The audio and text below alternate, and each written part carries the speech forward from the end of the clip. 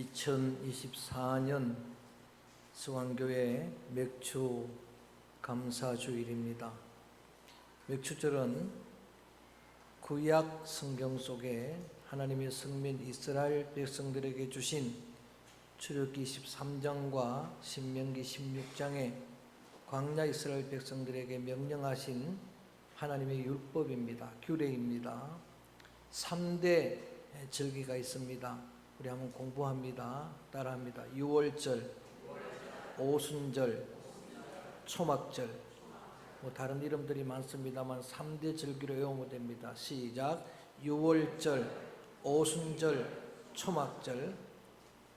그 중에 오늘의 맥주절은 오순절입니다.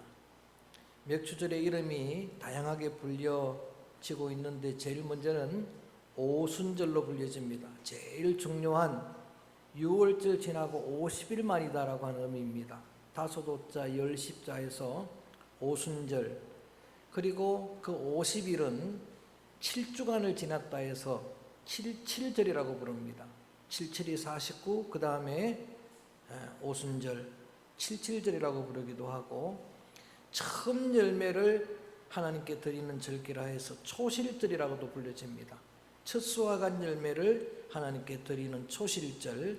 그리고 오늘 그 처음 열매가 밀과 보리여서 맥추절이라고 그렇게 부릅니다. 하그카치르라고 하는 히브리어는 추수절기라는 뜻입니다. 그래서 맥추절, 그러한 절기가 하나님이 명령하신 유대인 성민들의 명절 절기입니다. 신약시대에 교회시대가 열리면서 이제는 절기가 전환이 됩니다. 6월절은 없어집니다. 대신에 6월절이 부활절로 바뀝니다. 제일 중요한 교회시대의 교회력 절기는 부활절입니다. 그리고 맥추절도 없어집니다. 부활절 후 50일째를 우리는 성령 강림절, 부활하시고 50일, 성천하시고 10일 만에 성령을 주신 절기라 해서 오순절 성령 강림 주일로 지킵니다. 그런데 세계 교회 가운데 유독 한국 교회만 오순절을 따로 지키고 맥추절도 따로 지킵니다. 그냥 그대로 교회역으로 전통으로 남겨놓고 지금 우리가 맥주 감사주일을 지키고 있는 겁니다. 그것은 우리가 예전에 보리를 밀을 추수했기 때문입니다. 추수감사, 그러한 절기로 맥주감사주일을 지키는데, 오늘 이 시대는 거의 보리 밀을 재배하지 않습니다. 그래서 오늘 우리가 드리는 맥주감사절의 의미는 보리 밀을 추수한 그 추수의 곡식을 드리는 것이 아니고, 지난 상반기 6개월 동안 하나님이 우리에게 베풀어 주신 은혜를 기억하고 감사하는 감사의 예배입니다. 우리 믿음의 귀한 성도들의 삶에서, 여러분의 신앙에서 기억한다는 게 굉장히 중요합니다. 신명기 16장 2절 맥추절을 규례할 때 하나님이 이렇게 명령합니다. 따라합니다. 너희는 애굽에 종되었던 시절을 기억하고 맥추절을 지키라. 할렐루야. 기억하고 지키라라고 하는 명령을 합니다. 그래서 이러한 규례를 주실 때에 무려 15번이나 잊지 말고 기억해야 된다. 그리고 기념해야 된다. 하나님께 감사하라고 하는 그러한 말씀을 반복하고 있습니다. 애굽에 종살이했던 그 고생하던 시절을 기억하라는 게 아닙니다. 상처나 아픔은 잊어야 좋습니다. 그 애굽에서 종살이하던 동안에도 400년 동안이나 하나님이 70명으로 시작한 이스라엘을 창성하게 하시고 큰 민족을 이루게 하시고 거기서 구원하신 은혜입니다. 광야 40년 동안의 그 고생을 기억하라는 게 아니에요. 그 광야의 기간에 하나님이 변함없이 그들을 지키신 은혜를 기억하는 거예요. 광야 기간에도 하나님은 끊임없이 구름기둥 불기둥으로 저들을 인도하셨고, 양식 하나 없는 광야에서 만나를 내려 먹이셨고, 길쌈할 수 없는 광야에서 옷이 헤어지질 않는 거예요. 40년 동안이나. 놀라운 기적 아닙니까? 맨발로 걸어가는데 발이 부럽지 않는 거예요. 그런 은혜를 기억하고 감사하는 그런 성도들이 되기를 원하시는 것입니다. 감사는 여러분 절기의 가장 소중한 정신입니다. 오늘 우리가 전심으로 감사하는 거예요. 특별히 추수는 하나님의 은혜입니다. 바울이 말합니다. 나는 심었고 아폴로는 물을 주었지만 자라게 하시는 분은 하나님이라. 성장하게 하고 열매를 주시는 분은 하나님입니다. 우리가 아무리 심고 물을 주어도 하나님의 은혜가 아니면 추수는 없습니다.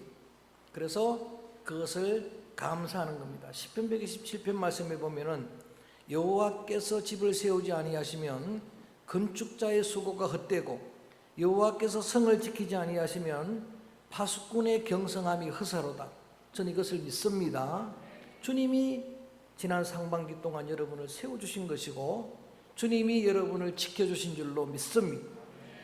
그래서 오늘 건강한 모습으로 예배할 때 하나님이 베풀어 주신 은혜들을 풍성히 손으로 꼽아가며 감사하는 것. 집에 과제로 숙제로 여러분 드립니다. 돌아가시면 오늘 저녁에 상반기 동안 하나님이 나에게 우리 가정에 교회 공동체에 주신 은혜가 무엇인가 최소한 10개 이상은 더 되겠습니다만 손가락이 10개이기 때문에 10개까지는 좀 세워서 감사하기를 바랍니다. 지난 6개월 동안 저는 세계 뉴스를 주목해 보면은 정말 혼돈의 세상이었습니다. 전쟁이 아직도 쉬질 않고 있습니다. 온 세계는 지금 자연재 이상 기후 정도가 아니라 자연재앙 속에 여러분 역대의 6월 최고의 고온 기후입니다. 얼마나 많은 사람들이 더위에 생명을 잃었는지 모릅니다. 사우디아라비아만 해도 자기들의 종교 그 행사에 수천 명의 생명을 잃었습니다. 미국에도 지금도 40도 넘는 고열에 산불까지 일어나고 있는데 중국에 온 거예요. 5명의 생명을 앗아갔고 또 며칠 전에는 다시 한번 왔는데 그 뉴스를 혹시 본 동영상을 보신 분이 계실지 모르겠습니다. 저는 종말의 재난 영화를 보는 줄 알았어요. 토네이도가 우리 가까이 중국까지 온 거예요. 한순간에 2,800여 채의 고건물을 다 쓸어가는 거예요. 83명의 생명을 잃었습니다. 폭우를 동반했습니다. 여러분, 우리 가까운 이웃 중국에 일어나는 현상입니다. 아무리 생각해봐도 지난 6개월 동안 하나님의 은혜로 우리가 여기에 서 있는 겁니다. 할렐루야. 은혜 아닌 게 하나도 없습니다. 정말 들려왔던 소식들이 소문이라고 뉴스라고 듣는 게 전부 굿뉴스가 아니고 배드뉴스 아닙니까? 그런 가운데서도 나를 지키고 우리의 가정을 지키시고 우리 교회 공동체를 지키신 하나님께 전심으로 감사하는 그런 추수감사 예배가 되어지기를 주의 이름으로 축원합니다. 이렇게 감사 예배를 드릴 때에 그 추수감사 예배의 정신은 맥추절에서 찾으려고 하는 겁니다. 그 맥추절을 오늘 규례인 민수기 말씀, 이 말씀을 중심으로 우리가 몇 가지 소중한 레슨을 얻으려고 합니다. 첫 번째는 26절을 같이 한번 읽어봅니다. 큰 소리로 함께 읽어봅니다. 시작. 77절 천일곱 열매를 드리는 날에 너희가 여호와께 새 소재로 드릴 때에도 성회로 모일 것이요 아무 일도 하지 말 것이며, 여기에 77절이 바로 맥추절입니다. 설명을 해드렸던 것처럼 맥추절은 처음 열매를 드리는 절기다 했습니다. 처음 열매는 순서적으로도 처음 열매지만은 여러분 가장 귀한 열매를 의미하는 겁니다. 하나님께 예배드리는 여러분들이 가장 소중한 것으로 하나님께 예배드리라라고 하는 그런 이야기입니다. 여러분의 삶의 우선순위를 하나님으로 정하라고 하는 그런 이야기예요. 여러분 질문합니다. 여러분의 신앙과 삶의 우선순위가 정말 하나님이십니까? 하나님이 여러분의 최우선순위이십니까? 이게 중요한 거예요.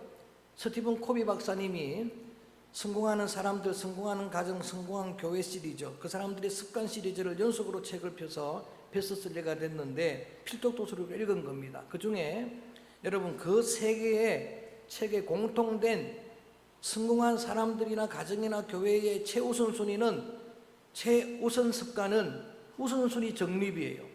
성공하는 사람들 들여다보니까 매일 삶을 살 때도 우선순위가 정해져 있다는 이야기. 무엇을 먼저 해야 될 것인지를 안다는 이야기죠. 그 사람들은 대부분 보면은 급한 것 따라가지 않고 중요한 것 따라가더라는 거예요. 하나님을 가장 소중한 삶의 우선순위로 정하는 게 첫 열매를 드리는 믿음이에요. 예수님이 부활의 첫 열매 되시다 그랬는데 첫 번째라서도 그렇지만은 오고는 그 다음 열매들의 소망이 되시는 그의 부활이 최고로 좋은 영광의 부활이라는 의미예요. 그래서 오늘 여러분이 하나님 앞에 기도를 드리거나 찬양을 드리거나 예배 드릴 때 또 감사할 때도 전심으로 마음을 다해서 드리는 그런 천일매 감사가 되기를 주의 이름으로 권면합니다. 왜냐하면 하나님은 마음 없는 예물을 받을 수가 없는 거예요.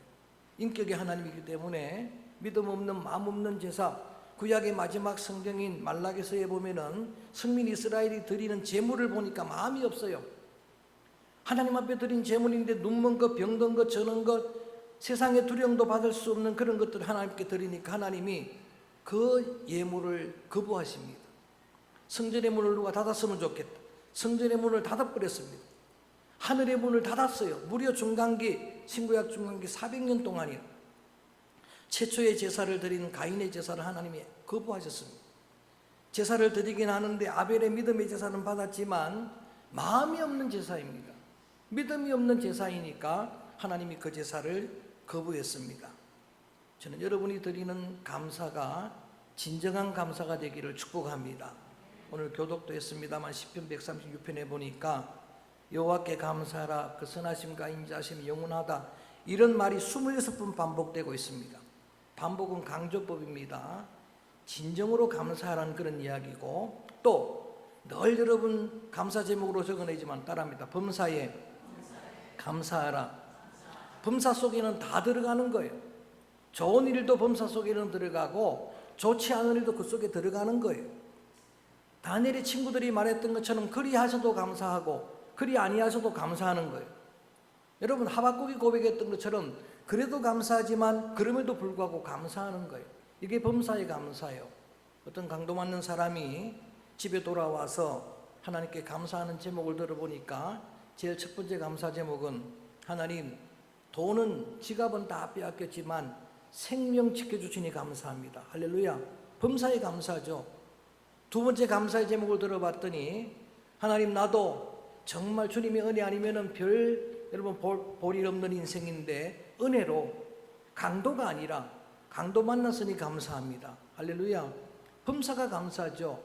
탈무드에 보면은 이런 소중한 교훈이 있습니다. 가장 현명한 사람은 범사에 배우는 사람이다. 늘 배우는 사람이 현명하다는 거예요. 가장 강한 사람은 자신을 이기는 사람이라. 자기 자신을 이겨야 강한 사람이라는 거예요.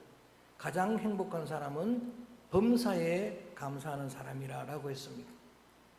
정말 여러분의 삶이 범사가 감사 제목되기를 주의 이름으로 축복합니다. 이것이 하나님의 뜻이라고 바울은 말하고 있습니다. 이렇게 감사할 때에 처음 열매를 드리는 범사의 감사, 진정한 감사도 교훈이 되지만 오늘 본문 말씀을 읽어보다 보면은 이 맥추절에는 특별히 레위기에 나오는 5가지 제사 중에서 3개의 제사를 드리라라고 하는 그러한 명령의 말씀이 있어서 그 제사 속에서도 레슨을 받으려고 합니다. 우리가 예배 드릴 때 소중한 교훈을 얻으려고 하는데 우리 26절 읽었지만 다시 한번 읽어봅니다. 26절 말씀 시작. 77절 처음 익은 열매를 드리는 날에 너희 여호와께 새 소재를 드릴 성회로 모일 것이요 아무 일도. 자, 공부합니다. 맥추절에 그들이 드렸던 성회로 모여서 예배했다는 이야기죠. 예배할 때에 제사했던 5가지 제사 중에 첫 번째가 소제라고 나옵니다. 레위기에 나오는 5가지 제사입니다. 두 번째로 강조한 레위기 2장의 말씀이에요. 그레인 오픈이라고 하는 소제는 곡식을 드리는 거예요. 곡식을 가루로 만들어서 드리는 이 소제 정신은 우리의 헌신의 삶입니다. 하나님은 여러분 맥주 감사 드리는 여러분들이 온전히 주님에게 헌신하기를 바라는 거예요. 하나님 믿음의 귀한 성도들에게 맥주절을 지키라고 신명기 16장 14절에 말씀하실 때는 우리의 삶이 중요한 걸 강조할 때 이렇게 말합니다. 고아와 가부와 나그네들과 함께 즐거워하라. 이 소재의 정신은 그런 거예요. 나만이 헌신하고 하는 게 아니라 내 헌신이 예수님이 그 소외된 사회약자들과 자기를 동일시하고 그들을 회복하셨던 것처럼 주신 은혜를 흘러보내고 그들과 함께 나누고 그들을 구제하고 이런 일을 하나님 앞에 드리는 이 삶의 제사. 조금 더 설명을 드립니다. 미리 가루가 되도록 하려면 계속 부서져야 되는 거예요. 계속 깨져야 되는 거예요. 부서지고 또 깨지고 해서 가루가 될 때까지 돼야 된다. 이게 헌신입니다. 진정한 헌신이에요. 그리고 레위기 2장에 찾아가 보면은 소중한 교훈이 되는 절대 두 가지는 넣으면 안 된다. 여러분 시험에 나온 거니까 외워두셔야 돼요. 첫 번째는 거기에 누룩이 들어가면 안 된다. 그 다음에 꿀이 들어가면 안 된다는 거예요. 이거는 인위적인 거잖아요. 누룩은 부풀게 만드는 거예요. 하나님 앞에 예배 드릴 때나 제사 드릴 때나 할 때에 하나님이 제일 가정하게 여기는 게 미성된 거예요. 그걸 갖다가 막 가정하는 거, 형식으로 드리는 거. 그 다음에 여러분 꿀을 넣는다는 거는 달게 만들고 인위적으로 가미하는 거잖아요. 그것 없이 그냥 그대로 있는 모습대로 하나님 앞에 나를 드리는 제사가 소제입니다. 그리고 반드시 넣어야 할 것 세 가지가 있어요. 이것도 공부합니다. 우리 한번 합니다. 소금과 기름과 유향을 넣어라. 이 세 가지는 넣으라고 하는 거예요. 소금은 성길의 상징이고, 기름은 성령의 상징이고, 유향은 계시록에 나오지만 기도의 상징이에요. 이런 신앙을 삶으로 드리라는 겁니다. 여러분, 성결한 여러분의 삶을 하나님께 제사하기를, 예배드리기를 바랍니다. 성령 충만한 여러분을 주께 드릴 수 있기를 원합니다. 여러분의 기도 생활이, 기도가 하나님께 예배가 되기를 축원합니다. 이게 소재 정신이에요. 그 다음에 두 번째는 27절 읽어봅니다. 세 가지 제사니까 외워둬야 됩니다. 27절 말씀 시작. 수송아지 2마리와 순양 1마리와 1년 된 순양 7마리로 여호와께 향기로운 번제를 드릴 것이며, 두 번째 제사가 뭐라고요? 번제, 번트 오프링, 영어로 그것은 불로 태워드리는 제사예요. 번제는 소재만큼이나 자기를 희생해야 되는 거예요. 자, 저를 봅니다. 번제가 되기까지 과정을 한번 보세요. 레위기 1장에 나오는 제일 먼저 나오는 게 번제잖아요. 불로 태워드리는 화제인데 한 4번, 5번은 죽여야 번제가 가능한 거예요. 재물을 가지고 먼저 목숨을 끊습니다. 두 번째는 가죽을 벗깁니다. 세 번째는 각을 뜹니다. 번제만 그렇게 하라고 했어요. 그 다음에 네 번째는 불로 태우는 거예요. 이렇게 불로 태울 때에 성경은 그 타는 냄새를 향기로운 냄새라고 하나님이 허명하신다 그랬어요. 자, 하나님이 아브라함에게 이삭을 바치라 할 때에 다른 제사라고 하지 않습니다. 이삭을 번제로 드리라. 그걸 순종한 것은 대단한 믿음이잖아요. 자식을 2번, 3번, 4번 죽이는 거잖아요. 여러분, 그 실체가 되는 예수 그리스도, 그분은 번제물이라고 계속 바울은 강조합니다. 십자가에서 자신을 온전히 태운 죄가 될 때까지 태워야 그게 제물이 되는 겁니다. 소재, 번제 정신이 한결같이 온전한 헌신이고 희생입니다. 여러분, 제가 목회를 하고 몇십 년 동안 여러분을 목양을 했는데 제가 부족한 게 너무 많아서 늘 죄송한 마음이 많습니다. 지금도 저는 약점투성인 그런 목회자인데, 근데 하나 제가 자긍심을 가지고 누구 앞에서도 당당하게 말할 수 있는 게 있습니다. 저는 설교를 일찍 준비합니다. 4주 전에 준비를 합니다. 혹시 그게 거짓말로 생각되면 제 지금 책상에 올라가서 4주 후까지 설교 원고가 있는지를 확인해 보시기 바랍니다. 아니, 확실하게 말씀드리려고 제목을 미리 말합니다. 틀리면 말씀하세요. 다음 주일은 세상의 빛입니다. 그 다음 주일 제목은 실로암입니다. 그 다음 주일 제목은 선한 목자입니다. 여러분, 이렇게 설교를 준비하고 4주 전부터 읽는 것도 중요하지만은 특별히 한 주간 전에는 아예 강대상에 올려놓고 매일 묵상을 합니다. 말씀도 묵상하지만 원고도 묵상하는 거예요. 그때 하는 제 작업이 뭔가 하면은 치우기입니다. 제가 원고 본문 가지고 준비했던 그 말씀 중에서 내 생각 지워버립니다. 내 사상 지워버립니다. 내 지식 지워버립니다. 혹이라도 남아있는 내 자랑 지워버립니다. 이걸 안 할 때는 해서 시원하긴 하지만 성도들이 은혜를 못 받아요. 상처를 받아요. 하나님의 말씀 그대로 전하려고 몸부림하는 게, 여러분들은 그냥 1시간 설교를 듣지만 이게 저의 소중한 사역입니다. 저는 제가 설교하는 그것처럼 대표 기도자들에게 정말 오늘 주의 말씀으로 권면하면서 교육하면서 부탁을 드립니다. 여러분, 그 기도가 얼마나 중요한지, 오늘 드린 여러분 찬양이 얼마나 중요한지, 그렇게 기도로 우리의 마음이 열리면, 찬양으로 마음이 열리면 성도들이 은혜를 받는 거예요. 말씀으로 은혜를 받는 거예요. 그러나 그 마음이 닫혀지면 너무나 힘이 듭니다. 그 마음이 닫혀지면 은혜가 오질 않는 거예요. 그래서 모든 예배의 대표 기도자들에게 부탁하는 거예요. 적어도 일주일 전에 원고를 완성해야 됩니다. 그리고 최소한 저는 한 100번 읽습니다. 그 정도는 아니더라도 20번은 읽어야 합니다. 기도자들 하면 아멘으로 약속을 해주시기 바랍니다. 아멘. 그래가지고 되겠어요? 그리고 거기에 여러분의 생각을 지워버리는 거예요. 여러분의 사상을 지워버리는 거예요. 온전히 하나님께 영광이 되도록 찬양 드리고, 그리고 전심으로 회개하고, 그리고 필요한 걸 기도하고 중보하고 예수님 이름으로 기도합니다. 아멘. 그렇게 될 때에 성도들이 은혜를 받는 거예요. 여러분, 다시 한번 부탁합니다. 그 정신이 소재 정신이에요. 그 정신이 번제 정신입니다. 마지막 하나 제사가 더 있습니다. 30절에 세 가지 제사입니다. 30절 말씀 같이 읽어봅니다. 시작. 또 너희를 순년소 한 마리를 드리되 속죄제입니다. 자, 복습. 첫 번째 제사가 뭐라고요? 소제입니다. 두 번째가 번제입니다. 마지막 세 번째가 속죄제입니다. 신 오퍼링입니다. 죄를 용서받는 감격이 늘 있어야 돼. 예배 때마다 있어야 돼. 사제의 은총, 이미 우리에게 은혜를 주셨는데, 이게 예배 때마다, 왜 여러분 예배 때마다 보혈 찬양을 부르는지 아십니까? 우리가 용서받고 우리가 속죄함 받은 건 전적인 주님의 보혈의 십자가의 공로인 줄로 믿습니다. 이걸 매주일마다 찬양하라는 이야기, 감사라는 이야기. 그리고 속죄의 전제 조건은 진정한 참회입니다. 하나님 앞에 예배 때마다 정말 진정으로 자신 제고백을 드리고 하나님 앞에 용서를 기도하는 이 기도가, 다윗 같은 기도가 필요한 거예요.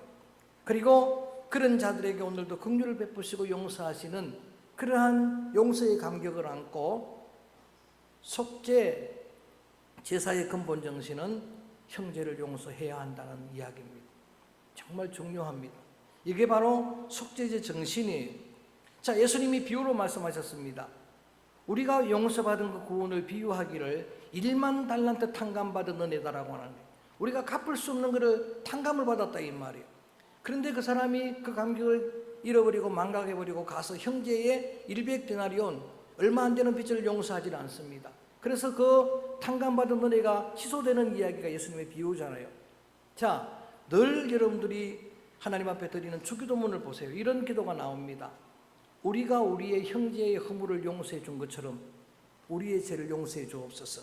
여러분, 이것은 어떤 의미인가 하면은 형제의 허물을 용서하지 않은 자들은 드릴 수 없는 기도가 주기도문이라는 이야기예요. 예수님께서는 형제가 잘못할 때에 70번씩 7번이라도 용서하라고 명령하는 겁니다. 특별히 산상수훈에서 보면은 예수님이 이런 말씀을 하십니다. 예물을 제단 앞에 드리려고 하다가 형제에게 원망 들을 만한 일이 있거든 그거를 제단 앞에 또 먼저 가서 형제와 사화하고 그리고 나중에 와서 제물을 드리라 라는 말씀이에요. 놀랍게도 예수님은 제사보다도 예물 드리는 것보다도 형제 간의 사화, 용서하고 화목하는 게 더 우선순위라고 말씀을 하십니다. 여러분, 정말 중요한 이야기입니다.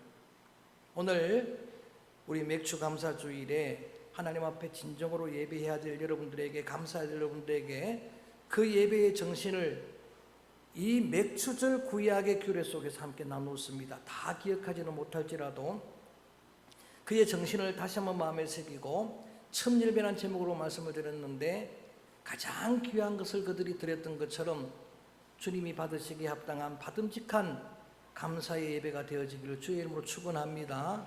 소제물과 번제물처럼 더 자신을 깨뜨리고 자신을 부수고 자신을 태워 제가 되어 드리는 그런 은신, 그리고 실제적인 여러분의 주변의 사회 약자들과 은혜를 나누는 그러한 향기로운 삶의 제사를 드리기를 바라고, 날마다 예배 드릴 때마다 주님의 사제의 은총을 감사하고, 여러분이 감사할 감사의 제목의 1순위가 나 같은 죄인을 용서하신 주님의 은혜 아닙니까?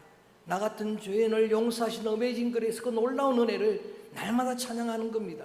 그리고 그 용서받은 여러분들이 이제 용서 못할 형제가 없는 거예요.